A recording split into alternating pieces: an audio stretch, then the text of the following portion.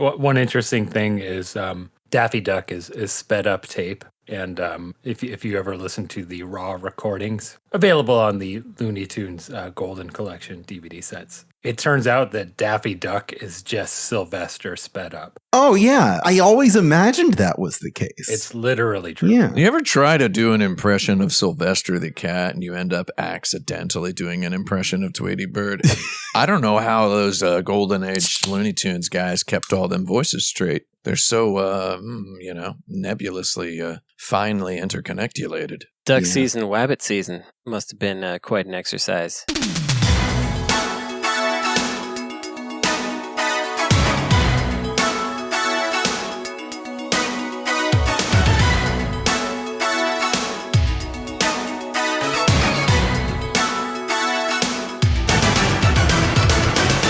Spheres are not worth our time. Let's move on. This is issue 348 of the Insert Credit Audio Magazine, the podcast with a 3-to-1 ratio of video game experts to horrible buzzers.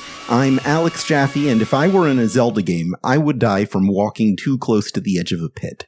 Oh, that's unfortunate. I'm Frank Cifaldi, and if I were in a Zelda game, I would be trying to burn everything, just in case. It might be a secret room or something. Oh, I was kind of expecting to hear how you would die in the Zelda game. Probably from burning stuff. I wasn't specified in the prompt. That's true, it wasn't. You have defeated my riddle. You somehow came out of this puzzle alive. Congratulations. You advanced to the next stage. You find yourself in a dark cave. Obvious exits are west and north. Is that a Zork reference? Yeah. Sounds like it. I'm Tim Rogers, and if I were in a Zelda game, I would die by slitting my own throat with the starting sword because I wasn't in the land stalker. Maybe I'll isekai somewhere better next time. I would hope that I would wake up in land stalker. There we go. Well, that starting sword is probably really dull, too. It's wooden, yeah. Yeah. Gonna take a while. I think you can slit with wood, I think you can probably slit a throat with something made of wood. I don't want to imagine that too long. Well, as we all know, it takes exactly 1,000 paper cuts to die. Oh, yeah, that's true. Death by 1,000 cuts. That's true. You might have to do 1,000 splinters or something. Well, wood's stronger than paper. It's true. That's actually the rules of paper, rock, scissors. Some people include wood. If you throw wood and paper together on the ground, then the paper disappears. Yeah. Right. Yeah. Wood beats paper, but it just looks weird. But paper beats rock because it covers the rock. Yeah. Paper's been completely edged out of the meta. Paper sucks, dude. Nobody picks paper anymore. Paper's the worst one. Ever since wood showed up, dude. There's a new loser in town. Yeah. Nerf wood. Devs nerf wood. Paper got nerfed. I love it. I'm Brandon Sheffield. I'd probably die trying to befriend one of those Chaney Champy guys. Oh, yeah. In Zelda. That does sound like you. Link's Awakening? Yeah, I think that's only in Link's Awakening, and you do actually befriend it. You do befriend him, and he actually defends you for a whole dungeon. I played it. And I believe you can't die to it. Yeah. I guess I just assumed that was in other ones, and I guess it's not. No, that's from Mario. I know it's from Mario. The Italian plumber bomb. I've heard of Mario. Mario. Yeah, but I just, I wasn't expecting that the one Zelda that isn't Breath of the Wild that I actually played would have one unique feature, which I would then reference. Not the path I was expecting that to go down. So I don't know, maybe I just blow myself up with a bomb instead. Bombos? Yeah. Can you do that in any Zelda? Oh, yeah, you can. Okay. I figured out a way. There's all sorts of funny ways to die in them new Zeldas. That the whole, that's the whole selling point, isn't it? Die weird. It's one of them. I think one cool way to die in Totke, I don't know if you all have played Totke, but you can go up to the sky in there. Basically, Tears of the Kingdom is Zelda Breath of the Wild DLC, where that's a joke, where they added another map on top of the main map, and there's a sky map on top of the regular Zelda Breath of the Wild map. And the sky islands are wonderful, and you can jump off of them and die whenever you want. Yeah. And when you die after a continuous plummet to the earth. So it's a very seamless, continuous fall from the highest heights to the lowest lows. Oh, that's all I would do in Spider-Man. Yeah, you can smack down real hard. So that's a fun way to die in Zelda if you're looking for one. And then I'll maybe take you'll it. wake up in Landstalker. The skydive. So. But I'm giving Frank the point there because he was the only one who got out of this by still being alive. It didn't even occur to me that was the prompt, so I wasn't trying. What differentiates a good, purely turn-based battle system from a bad one? Well, there are no goddarn joke turn-based battle system. It is not a challenge for a novice designer, I don't think. I think it's a fine challenge for a novice designer, but the perfection of such a system, it is a maddening pursuit, I would say. I wouldn't wish it on my worst enemy's worst enemy, which is maybe my Which friend. is your friend. Yeah, I wouldn't wish it on my friend. A lot of people just do the Final Fantasy tactics because it's established and it works, or the tactics ogre. Well, tactics ogre is turns and sides, and Final Fantasy Tactics is the active turn system where they mix sides. Right. So it's turn orders determined by speed and actions and whatnot. I think that's there's refinement there. There's a lot of nuance in that. Yeah. Well, I'm just saying that, like movement and attack style, people tend to go for that very step-by-step based sort of thing.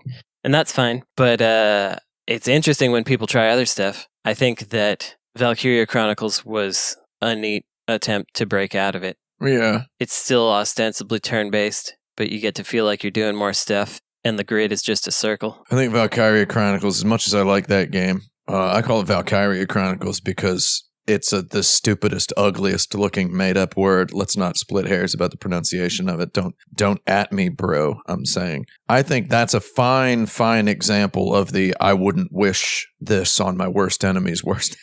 Like that's a fine example of an extreme amount of bit off more than they can chew-bulousness. You know, it's a beautiful game and it's a fine game and it's a fun game and a lot of the stuff is fun and curious. But it's the goddarn river of hair must have been goddarn knee deep in that office from people ripping their hair out of their heads, balancing those maps. Yeah. You know, the balance is just so wispy in there. I wouldn't wish designing that. It's not for the faint of heart, I would say. Yeah, there's a lot of randomness and hoping for the best involved there, which is fine kind of for the player once the developer gets that right. But getting that right is quite the task and the undertaking and all of those sorts of things. So what determines a good one from a bad one was the question. And I guess the answer to that is... The answer to that's a goddarn 500-page thesis. But yeah. But I'd boil it down to, can the player do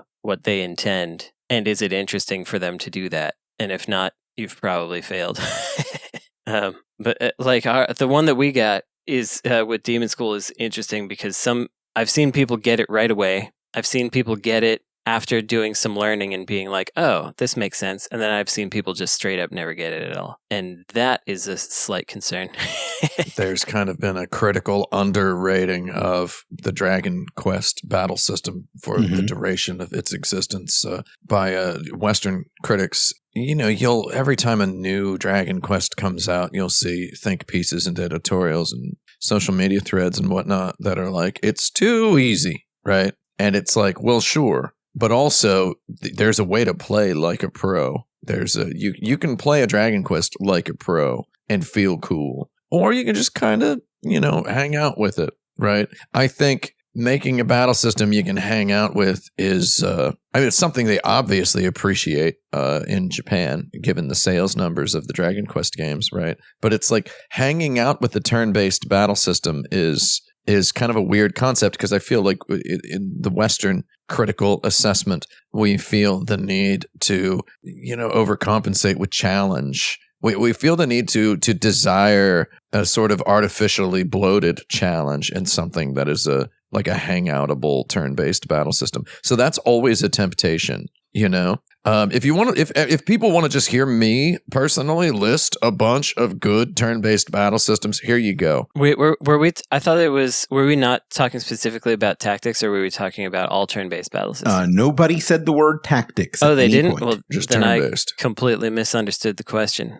Yeah, Brandon, I'm going to have to dock you for that. Tactics battle systems are. I mean, they are turn-based. Okay, so I'm a guy. First of all, whenever someone is talking about what the best Final Fantasy game is, I'm always kind of sitting there stewing in my diaper, just waiting for someone to show up and say, actually, Final Fantasy Tactics is the best one. Because I always get mad at that guy because I like that game, but that's not a Final Fantasy game. That's not a main numbered entry. I personally do not think of tactics games as the same. I believe they are a completely different genre from JRPGs. However, the design of the combat has more similarities than differences, right? Yeah. So I think the best turn-based battle system off the top of my head is Wild Arms 5. I think Wild Arms 5 has the best one. Everybody play Wild Arms 5. Smoke it. Check it out. Wild Arms 4 as well, but Wild Arms 5, seriously. That's where 60 FPS. I was going to try it pretty recently, but my PlayStation 2's optical drive appears to have gone bye-bye.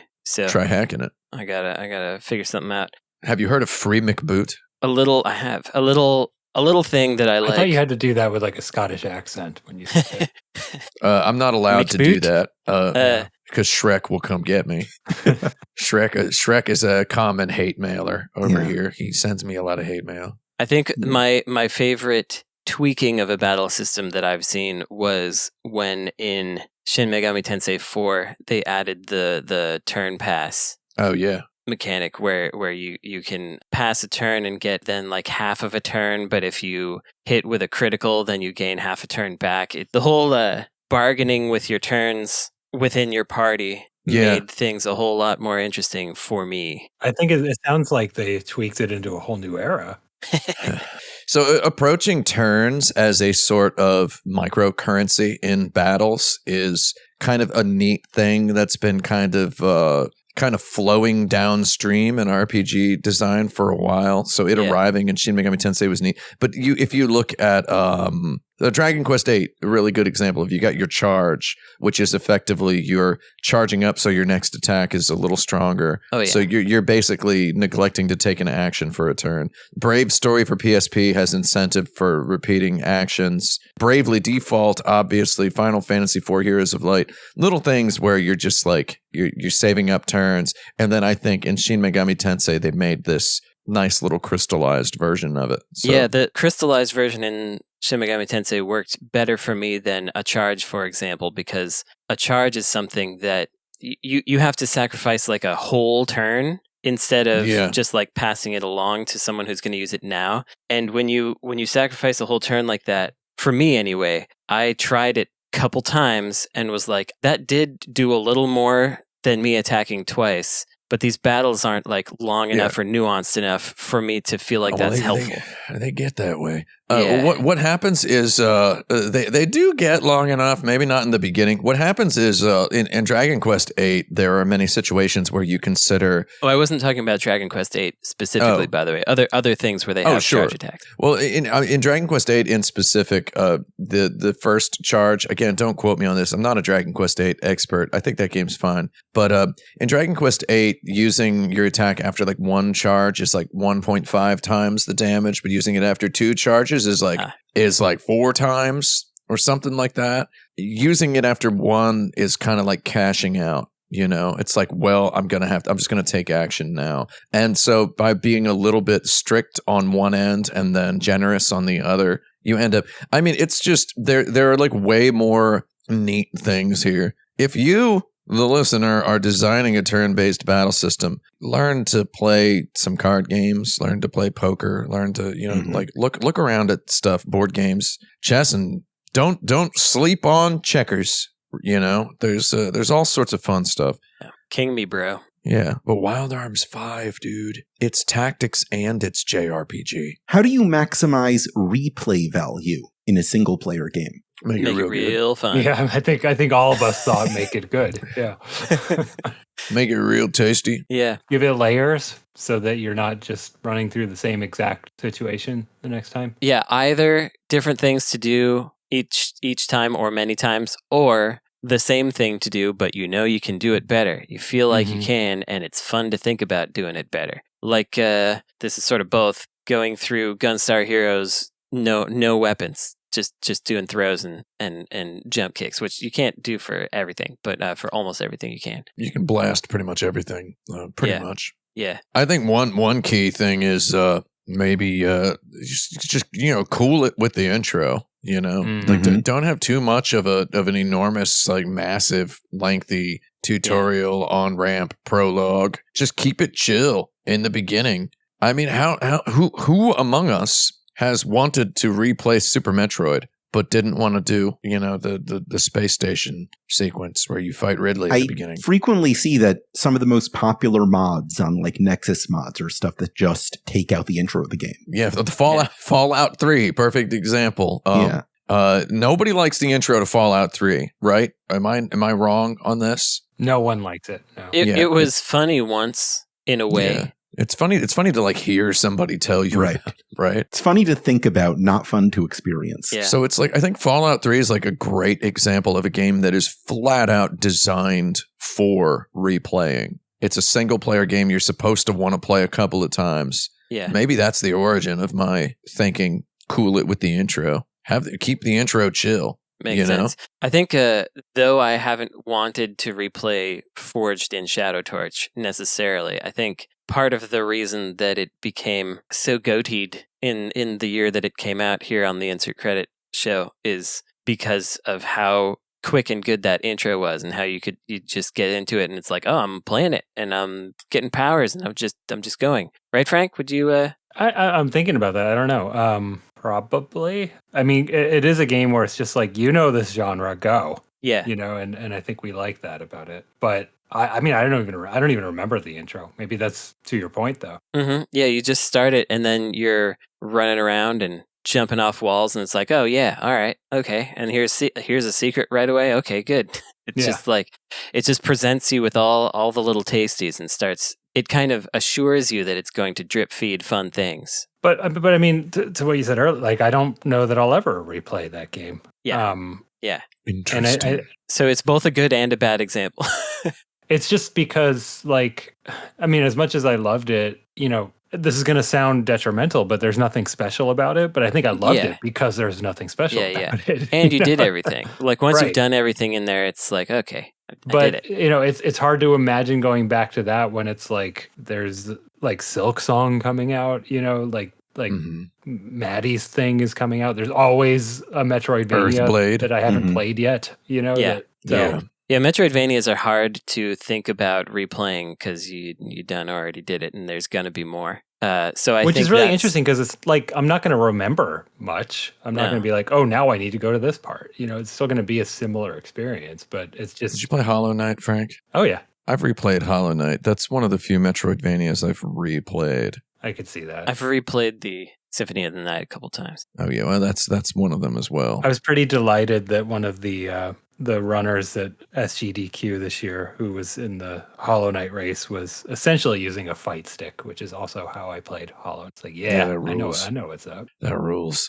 That's the way to do it. But I think shorter games are also good for this replaying if you just want to sit down and do a thing. Yeah, like there's like older like NES games that I just like running through sometimes, just having a sit down and walk through it kind of game. Smoke it like a record album, yeah. Right, it's just like, I don't know, watching a movie that you really like is kind of the same feeling. But then, the game that I've replayed the most, that's a single player game. I mean, we mentioned Fallout 3, but New Vegas is the one that I've replayed the most of. Because the intro is like 2 minutes long. Yeah, that's true. It's not an hour and a half intro. Yeah, exactly. And you can just walk away from it if you want. But that is a game with a lot of layered, interesting choices that you essentially play out the same overall narrative, but you see it from different angles every time and make different decisions. And, that's a really good way of doing it as well. Yeah. It's got the 4 different things, 4 different. Sure, but then you can play them off each other, or you don't, or you can randomly kill someone and change that entire quest line, and people have to react to it. Yeah, the 4 different angles you can mix and match and compare and contrast. It's pretty neat. But I guess my quick one-word answer to this question is just outrun, dude. Yeah. Oh yeah. Just make it a good loop that feels good every time. Yeah, it's like listening to a song. Just replay that. Frank, you brought something up. I wasn't going to ask this, but it's been kind of rattling in my mind for a long time now, and I feel like we probably have some listeners who feel the same way. I've been meaning to get into these GDQs for a long time, but I've always been intimidated on like how to start. Oh. Is there an entry point? How to start watching them? Yeah, how do you start watching GDQ? Oh, you just turn it on. If one is happening, you just turn it on. It's really easy because the whole thing is designed. They explain to you what they're doing and why it's interesting and why it's important. Yeah. Well, that's said that some commentators are better than others. It's been a long time since I've seen a bad one. But there used to be bad ones for sure. Like, because I think they just kind of had to suss out, who can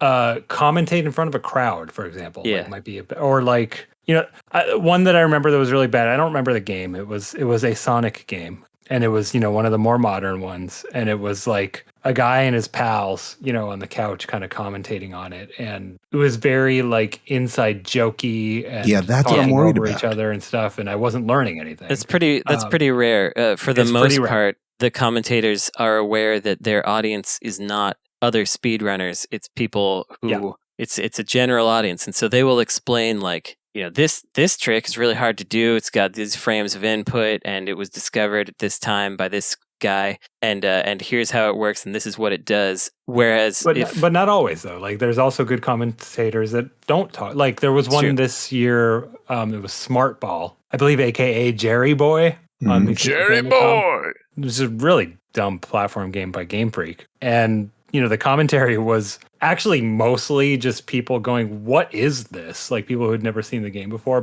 but, they were just nice, funny people. And it was like 4 a.m. and that was the energy. So it doesn't have to always be technically interesting to be a fun thing to watch. It's fun when there's like nobody in the crowd behind them. It was like that. It was like 4 people in the crowd, 4 a.m., sleep-deprived people seeing Jerry Boy for the first time. I think that sounds great. The last one I watched, and I'm now realizing that this may have been this and not having any time may have been what stopped me from watching future GDQs, is at one point people were running Sonic R, and it was decided that everyone should sing along with the music the whole time, and it was just like a cacophony of atonal, can you feel the sunshine? I felt my heart like shrivel. You didn't feel the sunshine. What I thought happened was you tuned in and heard a commentator say, one thing you could say about this for sure, it's not a British game. And then you just immediately shut it off. I was like, no. Composer Richard Jacques. Ricard Jackies. So you Google SGDQ 2024 recommendations Reddit. That's how you start. You want to watch some of the good ones, or look at the playlist online and find the ones that have the most views. Indeed. And pick one that's like 30 to 45 minutes long or so. Yep. So I just posted a screenshot of the one that I'm watching literally right now, that I was watching up to the second before beginning this podcast. This is the frame that I paused it on. As you can see, there's just nobody in the crowd. These are the kind of ones I end up watching, is the one where there's nobody back there. Look how empty this. You see it in the chat. Yeah, what game was it? We don't need to say what game it is. Or we could. It's a trash game. It's a very stupid game that I have no idea why they would bother. I love that they would do a speed run of that game because it's not worth it. I watched this one. This is a decent one to watch. Yeah. I mean, it is, I guess. Having played a lot of the game in question, I feel my brain shrink when I watch somebody play it well. Is that weird? It's like, I would like to continue thinking of this as a horrible video game. And then you watch a guy play it well, and it's like, oh, this is a horrible video game. And watching someone make it or play it well actually makes it look worse. Yeah. Which is like it's like, there's no depth to this at all. Yeah, it's like way, way worse. It's like years I spent thinking I might have missed something. And it's like, no. I had the opposite experience with Sub-Zero, Mortal Kombat Chronicles, whatever it's called. I like that game. Mythologies. Mortal Kombat Mythologies, something. Yeah, I watched a tool-assisted speedrun of that game that made it look so cool. It just looked like such a fun game. Like it certainly does look neat. I mean, to be fair, that game is kind of cool. It is. It's conceptually neat. It's just when you try playing it, it's like, oh man, come on. When you put your brain hat on, it's kind of hard to play. But when you keep your brain hat off, it's my new phrase, brain hat. Yeah. You keep your brain hat off, it's better, I guess. I don't know. I just kind of want to lightning round something. So there's almost always a Super Metroid something. And that is just one of the best speed games to watch. And they're really good at explaining it typically. This year was a 4-person race. The races are very usually fun. Really good. There's almost always a Kaizo and or Super Mario Maker thing. And it's often people who are good at that game playing for the first time these levels. Like they're troll levels made for them. And that's really fun. And usually like a race as well. There's Peanut Butter the dog. There's a dog who's I've heard about the dog now. And watching him play a game of baseball this year, was real good. It's hard not to like get into it because the crowd's so into it. You know, I've got to make a confession on this show. Don't like animals. I just don't like them. Any kind of animal. That's not true. I like pigeons. Pigeons are cool. That's not right. Pigeons are horrible. They don't ever get too close to one because they've got real diseases, like legit ones. Right. I don't know how to recommend anything to you at this point. Yeah. Yeah, animals are better than people, so I don't know. Well, and then another thing too is just like if you're really familiar with the game and it's on the schedule, right? You'll probably if it's one of your favorite games. And then finally, I'll just say Mario 64 in general, and also Mario Sunshine, which is not a great game, but for some reason those two games are really good. Like people keep finding ways to make Super Mario 64 faster, and I don't know how. I mean, they're keeps just happening. Frames at this point. But they're like, but we never thought we'd do this, and here Mario it is. 64 is an insane pile of popsicle sticks in terms of it being a video game that is made out of programming and math and numbers and computers. Yeah, it's a game that shouldn't work. Yeah, it's an insanely messed up. It is a ridiculous artifact. I've like perceived on the fringes of the tastemaker community lately.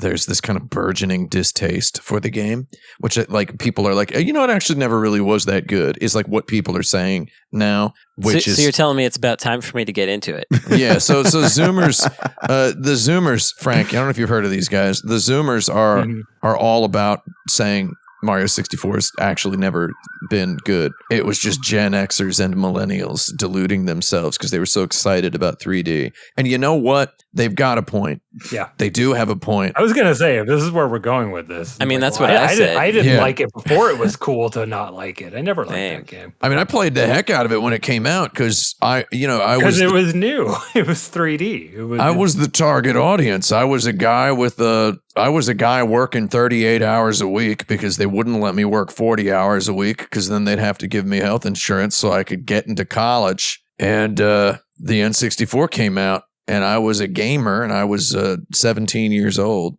And I was like, all right, I'm 17 and I'm buying Mario 64. You could pull that guy's face. If I had it, I'd be into it. That's all I know. Yeah, it was very much for that moment. And Zoomers, I kindly request you direct your attention to The Legend of Zelda: Ocarina of Time when you get a chance. You know, like it's fine. Let's take a look at that one. Check that one out.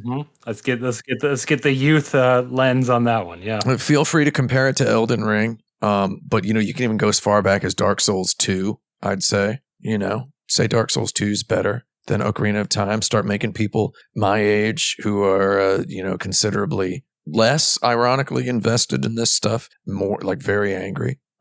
Go for it, you know. Yeah, make them make the turning into dust meme happen for themselves. Exactly. Wannafeelold.com. Who really wants to feel old? They keep asking me this question. A lot of people. I guess they do. A lot of people, like especially our age, it seems like right now. It's keep bringing it up. This is the turning point where you have to decide: are you starting to die now, or are you continuing to live? And I find that most people want to just start dying. Clicking on a prompt labeled "Wanna Feel Old" is the eating spicy food of someone in their 40s. Yeah. Right? So it's like the eating a ghost pepper of being in your 40s.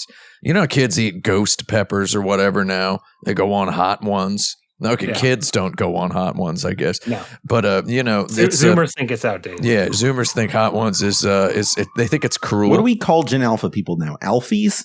There's not really there's not a short name for them, but I propose not Alfies. And not alphas either. Did we loop around? Loop around? I think we should call them. We should skip straight to calling them Generation Beta, if you know what I mean. Nice. Generation Soy.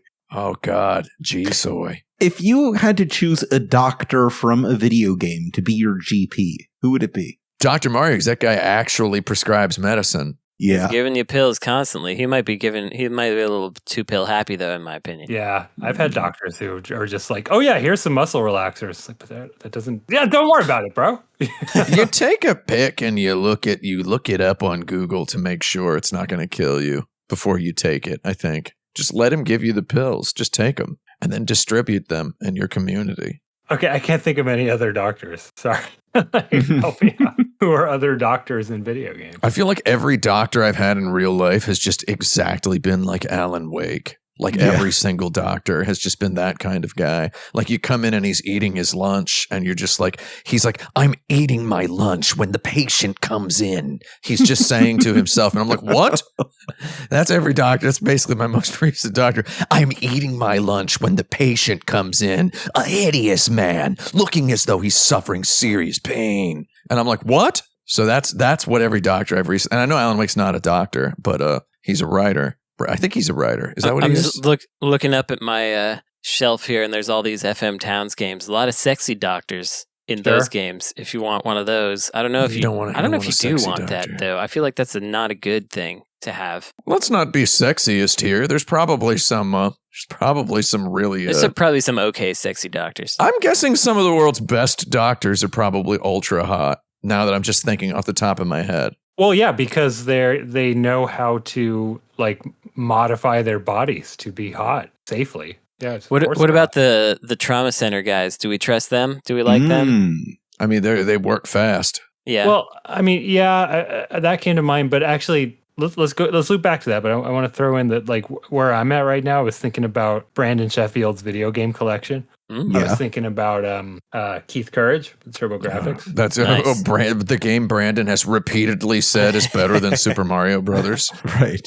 I love to say that. It's not a doctor, but there's the localization calls her Nurse Nancy. Yeah, Nurse Nancy. And you walk into her house and she's like, I'm Nurse Nancy. And she just like snaps her fingers and you are instantly healed of anything going on. Dude. Mm-hmm. So I think it's something like that. I think it's like an RPG doctor that just heals anything. Ball me up and stuff me in that Pokemon machine, dude. Yeah. That's what I want. Tim gets the point. I had ball me up and stuff me in the Pokemon machine in my notes here. Yeah, Poke Hospital. Ball me up and stuff me in. Press that button and it begins. What's that nurse's name again? Nurse Joy. Nancy. Nurse Lisa. Sorry. You're talking about Pokemon, not Pokemon. I don't know the names of characters in Pokemon. I only know the names of characters. Keith Courage, obviously. Yeah. It's because Frank is from the Alpha Zone. Yeah, just came which is back why from we the need to Alpha call Zone. it Gen Beta. He's from the Alpha Zone. It's true. I grew up in the Alpha Zone. My job was to hit these cheetahs with swords and get their coins. And also be a positive role model to younger children in your neighborhood. Yeah, I would travel by rainbow transport to the other zones. It's like Mercy from Overwatch, a doctor. Is that what she is? Is she? I don't know. I think she shoots syringes and things. Yeah. Right? I don't know. She must have a medical license. Is it pronounced syringe or syringe? Syringe. It's the Serengeti. Every doctor I've had in real life recently in New York City has been a perfect blend of Alan Wake and Octodad. Where it's when it comes time to, all right, let's check your blood pressure, then he just knocks over everything in the room. And I'm like, what? Oh, my cup. His Subway cup spills Dr. Pepper all over the floor, and he slips and falls, and his arm flails, and somehow he knocks over the hospital bed in the room. That's my. When I got my wisdom teeth out, the attending dental surgeon was like, "All right, so we're just gonna put your drip in here. You're just gonna slowly fall asleep." And then he fell over on his chair, and I caught him, and I was like, "This isn't a good sign." And then I fell asleep. He's high on his own supply, bro. Yeah. But he did a great job. Those wisdom teeth came out. I was eating solid food again in like 2 weeks.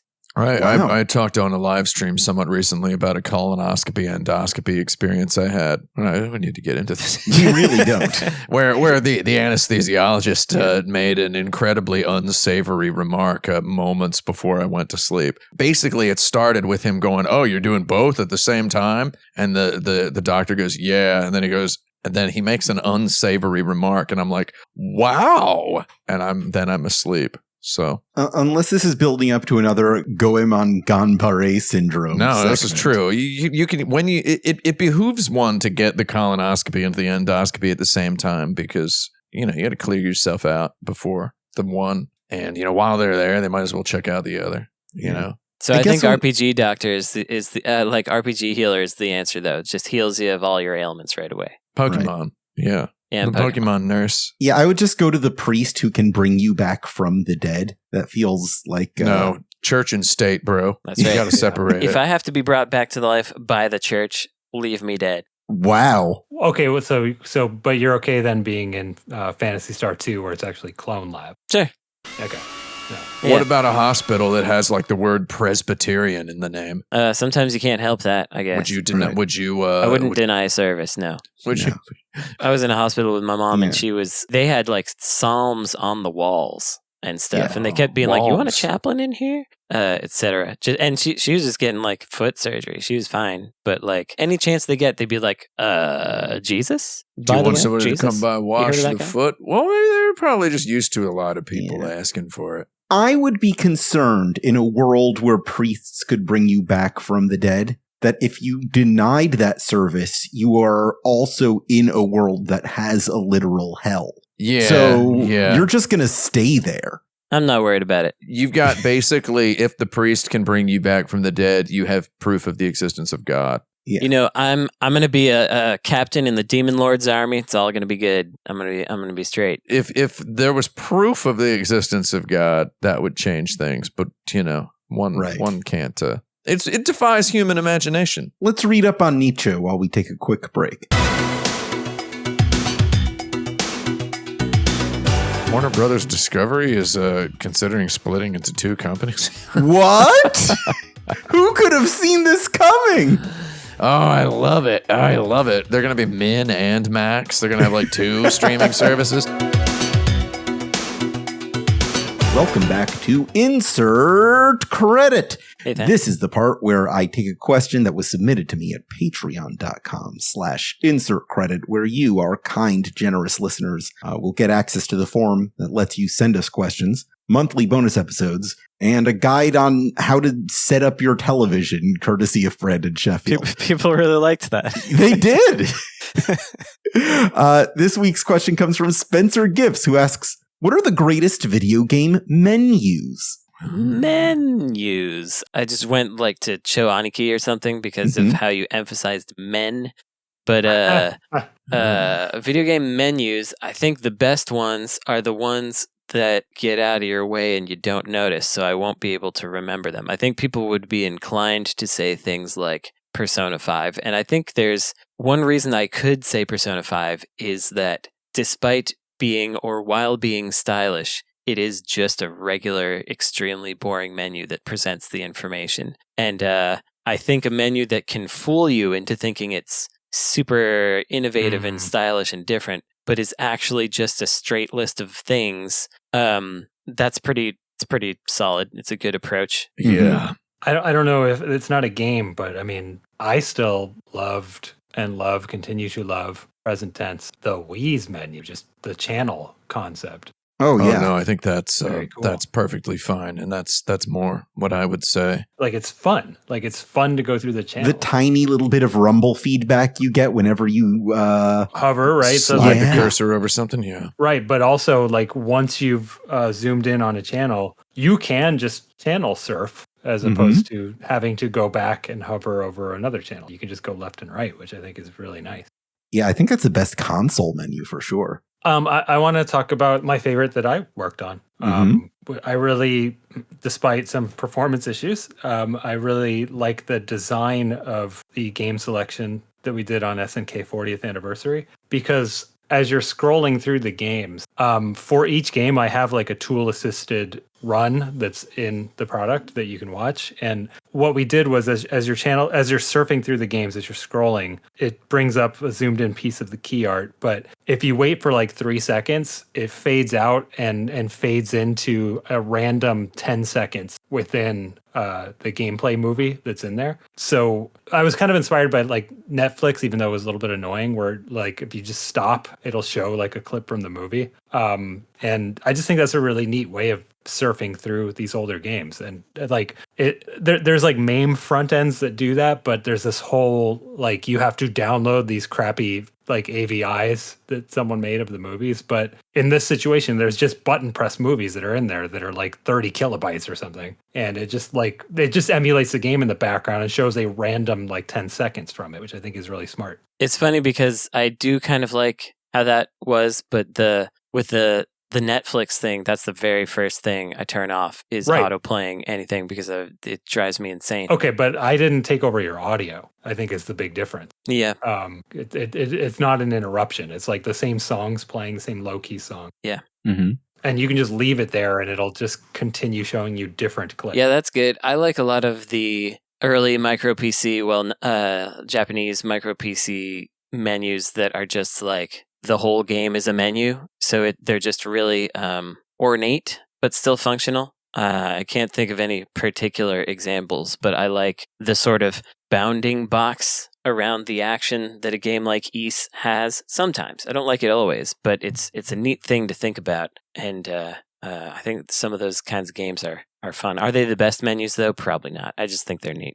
I think there's the best menus is kind of a subjective topic, I think. Oh, of course. I think, people do often go to mentioning persona menus or whatever, and it's a little annoying because those menus aren't, they are just turn-based RPG menus. Yeah, they're just I personally think that the hot topic Nazi ransom note aesthetic of Persona 5, the red, black, white, I think it's a little bit too visually aggressive for me personally, but I will agree. I actually think it is more interesting than you'd think. Then it might appear as just a user interface might consider as a designer might think it's just a menu that they made it look fancy. But number one, it's got one thing that I always respect in a menu, which is it is extremely responsive. Like your button presses happen like on the frame. It's very, very, very snappy. And also the menu reacts in a way, so feedback. As a person who's had a couple, eye problems in his life, it annoys me a lot to this day when a company that's perhaps one of the largest corporations in the world just doesn't really highlight the text enough when I'm selecting something in Apple TV or whatever. And, it doesn't really, the contrast is too low when something's selected. The Persona menus all have hilariously extreme amounts of feedback and visibility when you're switching between things. And then when you're in stores and you switch between like the different topics, like buying, selling, armor, weapons, items, like the cool, like the static camera angle of the item seller will like change really fast. It'll shift with some cool motion blur to something else to make you really feel like you've just jumped into like a different zone of the store. They do a really good job with the big full screen takeovers and everything when you open up you're looking for skills and whatnot. I really do think that the Atlas people are on a pretty high level of that stuff, and I do honestly think that some of the typographical and stylistic choices are a little gauche for my standards. I think that Metaphor ReFantasio game's aesthetic is a little nicer. I think they've got some better font choices and whatnot, but it's also a little too aggressive. But also, isn't that the whole thing? But also, good old Dragon Quest is my answer. Yeah. That subtle gray background, the dark gray background with the white font. The Japanese ones, really good cursor movement sound. Can't overlook a cursor movement sound. Good cursor movement sound is part of the menu. Responsive, quick. And also, can I just throw in the DS, the Nintendo DS Pokemon games, like Pokemon Black and White? Oh, really? Diamond and Pearl, where you have the Pokemon Watch on the bottom of the screen. That's also a very responsive menu that does a lot of heavy lifting. It has an in-world component, the Pokédex. I mean, obviously RPGs are the menu games, right? So it makes, it's cliche to bring up a bunch of... I also think Inazuma 11, which is a sort of a Pokemon-like by level 5 for the Nintendo DS, had good menus that were also responsive and had a great cursor sound. I've talked about that cursor sound too much. Anyway. It's almost a shame to me that the DS, which was a very menu-friendly system, because you could have a menu that was always open on the bottom screen, didn't do quite as much. There weren't quite as many games as I would have thought or hoped that had really neat menus on that bottom screen. Yeah. Odd. It was basically Pokemon Diamond and Pearl. It got pretty afterthoughty pretty quick. Yeah. I've got another question for you. We've all been playing and thinking about video games for a long time here. Is there something you once believed video games would surely have gotten around to by now, but still haven't? VR. Blasted. Boom. Yeah, my answer for this is that I think when I was young and bushy-tailed, my eyes were never too bright. I thought games were the storytelling medium of the future. Right. For like normal people. And I no longer believe that. Yeah. I think that we've discussed often on this show, the sort of AAA story-based game and how we're still kind of toying with that. I find it interesting that I think Sony shied away from it, but Sony was betting big on it for a while, I thought. But yeah. I no longer think that it is ever going to be a dominant medium for storytelling. I think it's its own thing. Yeah. Yeah, I agree. And that I've learned to respect games on their own merits as opposed to thinking about what they could be. I've stopped saying things like we're in the talkies era of video. I now think that no, we've pretty much figured out what video games are and they're cool. Yeah. I think I was pretty sure there was going to be some more Sega consoles. That's one of the things. You were sure Sega was just going to be the winner? Sega was just going to, I don't think I was actually truly ever under the delusion that they were going to win, but I thought they'd stick around, keep making consoles and keep doing weird stuff with them. And then I think the window between when I was sure that was going to happen and when it stopped happening for sure was about a year.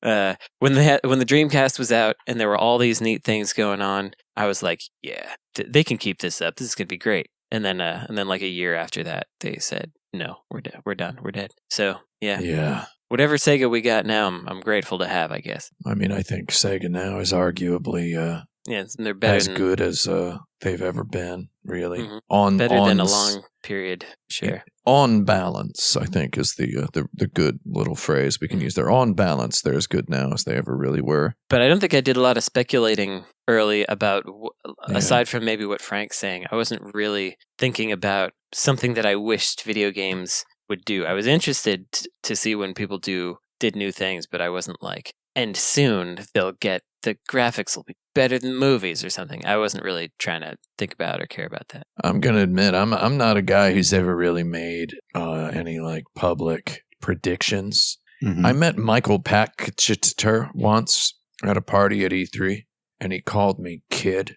I was 34 years old, and I thought, that's the kind of guy who goes around publicly making really lame, just toilet bowl predictions about video games. So I'm proud to have never soapboxed myself and yelled about what I think is going to be the future of video games. I talk about what I like. I talk about what I don't like, but I've never really been one for thinking this is the future. Never really been one for that. I remember playing one of those 90s VR games because I had a friend who was rich and his dad paid for me to play one of it. It cost like $20. At an arcade. I was about to Dactyl Nightmare. So rich if it was at their house. But it was one of those Dactyl Nightmare types. It may have in fact been Dactyl Nightmare. And I played it and I wanted to play it again, but I was like, well, this isn't the future.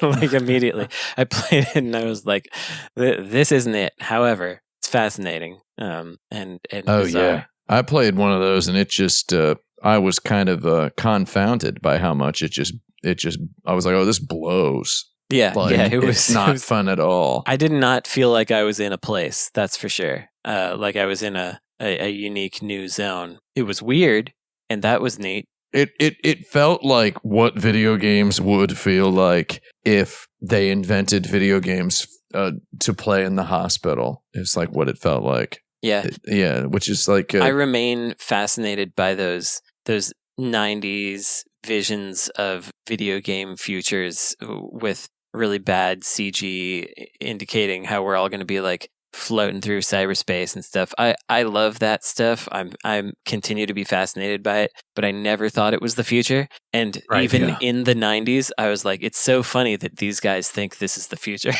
Oh yeah.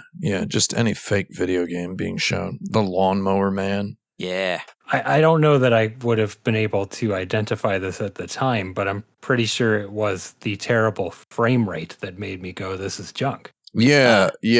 I wouldn't have been able to articulate it myself either, but we'd played NES games and Super NES games, and then getting inside Dactyl Nightmare, which is like 8 frames per second, and in fully immersive 3D, it's like the worst possible. It's the world's worst used car salesman at that point, It's the used car salesman has come to your house on a bicycle to talk to you about the invention of the car, is what that feels like. That kind of a game. So I guess one like if we're talking about like naive, unspoken predictions, for example, this was never like anything I declared or thought. Clearly, this is the answer, but I just kind of figured there would have been more 3D platformers. Oh yeah, when I played Mario 64. And it's interesting to note, and I want to float this out there into the listener sphere. There really aren't that many 3D platformers. There's actually very few of them. When you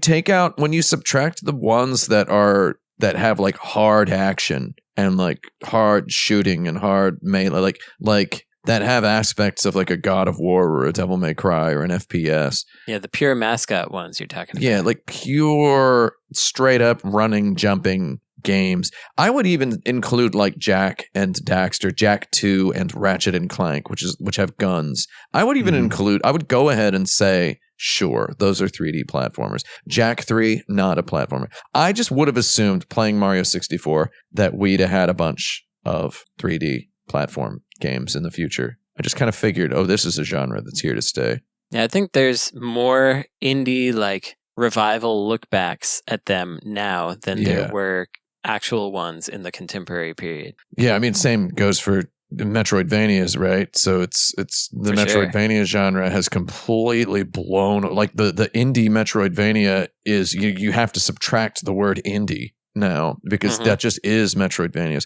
Whereas the old Metroidvanias, you just have to call them like classic Metroidvanias because there's basically just the Koji Igarashi ones, right? So it's it's a interesting thing. So, which 4 games best represent the 4 conflicts of man versus man, man versus self, man versus society, and man versus nature? I mean, Street Fighter 2 for the first one.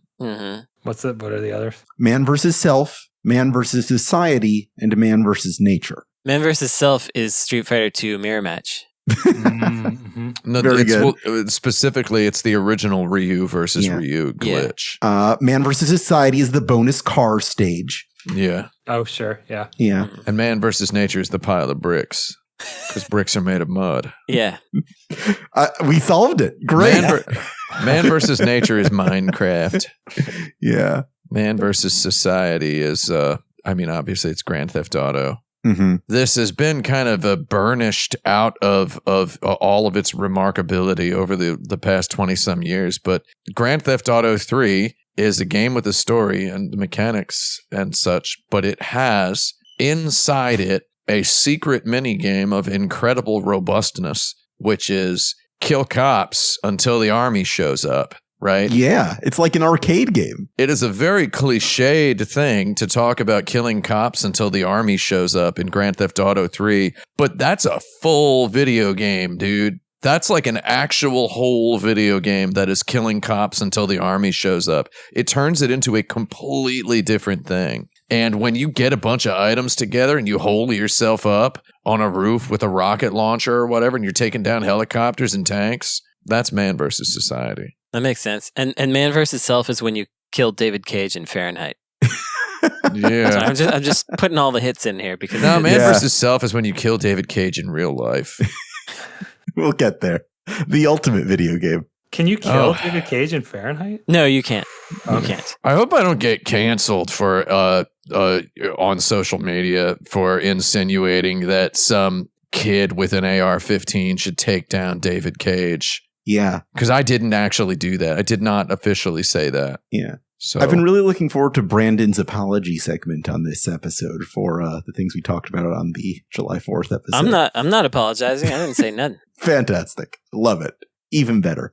So do you want to go on to our lightning round? Yes. Here's what it is. We're doing GameFAQ&As, one of my favorite games. This is where on GameFAQs.com, every single video game has a Q&As message board where people can ask questions and anyone can respond to them. And we helpfully take some of those questions, but only the headlines, and try to solve them as pithily as possible. Accuracy does not matter. I'm going through the list for the video game Stardew Valley. I've picked 10 of the questions about Stardew Valley from GameFAQs, and we're going to answer them right now. Question 1. How can I get help effectively filling my refrigerators? Instacart saves you easily an hour of grocery shopping. Sign up today with this referral code Insert Credit. Why not? How do I get a banana to grow? Just shove it in the ground. How do I open the dwarf's chest? Oh, God. Have you played Trauma Center? Yeah. Yeah. How do I break up with whoever you're dating? Kill them. How do I break up with whoever you're dating? Okay. How do I break up with whoever you're dating? Boy. You know, it's best to do it in person. Yeah. Not shock them, right? Like when you deliver bad news. Yeah. You should kind of open. You can say, it's not you, it's me, a person who is not in this relationship. That's right. Well, those things, aren't always helpful in a breakup situation. Like I really empathize with the situation, Jeffy. I'm here for you. This is a real rom-com starter of a situation, by the way. How do I break up with whoever you're dating? That's like. Has anyone ever done a rom-com, but like rom is all caps? Ooh. Is that a new segment on Insert? Is Insert Credit a rom-com? Is that what we are? That's us. I'm going to have to think about that one. Question 5. What do you feed the bone dragon? You basically bones, probably. Yeah, I think it's made of that's what I would think. Oh, yeah. How do you replenish your bones if not for bones? Yeah, that's right. Milk and bones. And milk as well, yeah. You basically like a big cereal bowl with bones and milk. Yeah. It does a body good. Question 6. What does Krobus love? Krobus? What does Krobus love? What does Krobus love? Oh, Krobus is a foodie. They really like finding new restaurants. Yeah. There you go. Yeah. Is there a way to save the community center? No. Yeah, you gotta do a dance off so that old man show. Murray will. Oh, I didn't mean Murray. Old man Jenkins, let's say, will have a change of heart, but also you'll just have enough money to save it, and then you buy it from old man Jenkins, and now the community center is saved for the youth. Yeah. Why is my fruit bat cave not producing? Because you can't grow fruit in a cave. That's right. Yeah, there's not enough sun. Mushrooms aren't fruits. Yeah. Yeah, that's why. What affects the rate at which pigs find truffles? Trying to make a cop joke real quick. Yeah. I'll give you a minute. We'll give you Are the truffles minding their own business? Oh, you got there. Final question. Why did my wedding skip? Oh, shoot. Why did my wedding skip? Why did my wedding skip? This is another rom-com intro, by the way. The disc was dirty. The laser needed cleaning. Yeah. There you go. Yeah. All right. Well, that brings us to the end of this episode. Congratulations, Frank. You're our winner. Because you're not going to be on next week's episode, though, you don't have to do any homework. So blasted. Does anyone have anything they'd like to recommend to our audience here at the end of the show? Don't use Sticker Mule. Yeah. I don't know if y'all saw that that email they sent out to everybody. I didn't because I had finally unsubscribed from that about a week prior. I just kind of called it when the message ended with "Follow us on X for a chance to win a Cybertruck." I was like, okay, I'm good. I'm done. Yeah. They just I know where this goes. Is and that then a threat? about a week later, it went there. Yeah, they sent an email to their entire customer base saying, Trump has been shot. Yeah. We must come together and you should buy stickers from Sticker Mule. And nobody should be mean about anything now because it's a national... and then you go and look at their friggin' social media and all they're doing is like being the biggest dick possible. Yeah, I think a direct quote from there was, "There's a lot of awesome people who love Donald Trump." That's right. That's right. Very funny. Well, and if I remember correctly, there's also a bit in there about how like some of us have been too ashamed to say that we support Donald Trump. Right. You know, in this moment, now we can. We, the oppressed minority of Trump likers. Right. I don't think I ever recommended Sticker Mule in general, but I did once on the show, I believe, recommend signing up for their email list and just only using their deals because it was really cheap. But I want to take that back. Just don't use them at all. I recommend don't just leave stickers alone. Don't put stickers on stuff. Who cares? Mm-hmm. What do you I have to sell merch at booths for my nonprofit. Don't sell stickers. Sell baseball caps. No one buys better. baseball caps. Yeah, they do. People want to give you $2 for no reason, and they want something in exchange. And I can't sell baseball caps for $2. Mm-hmm. That's true. Yeah, well, that's all I got. Oh, wait, I got one more. Sign up for Sticker Mule social. Yeah.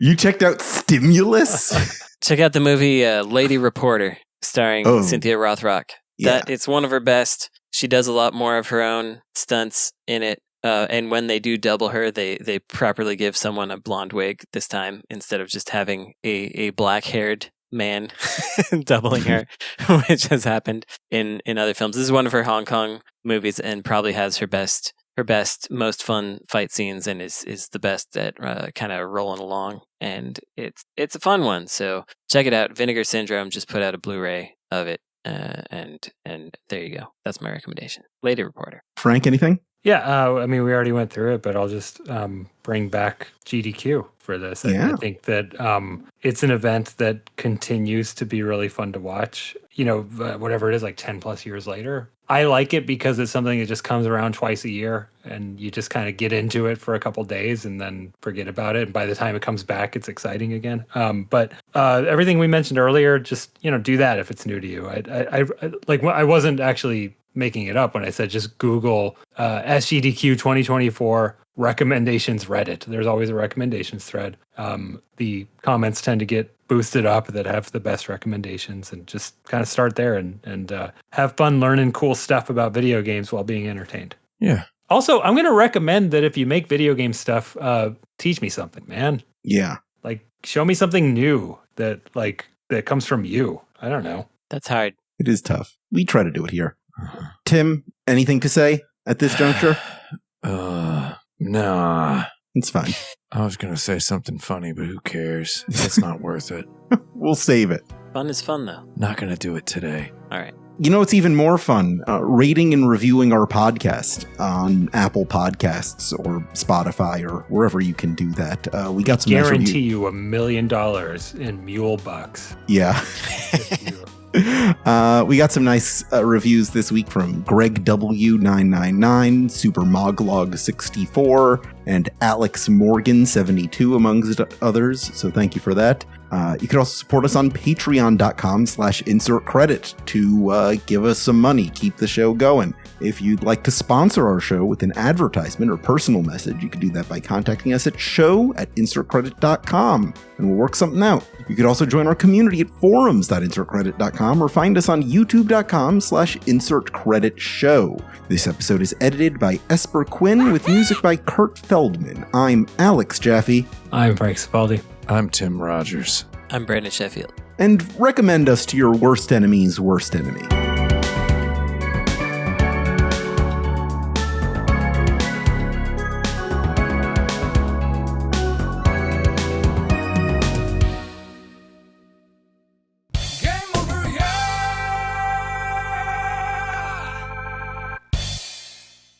Excellent. Yeah. Good. Very good.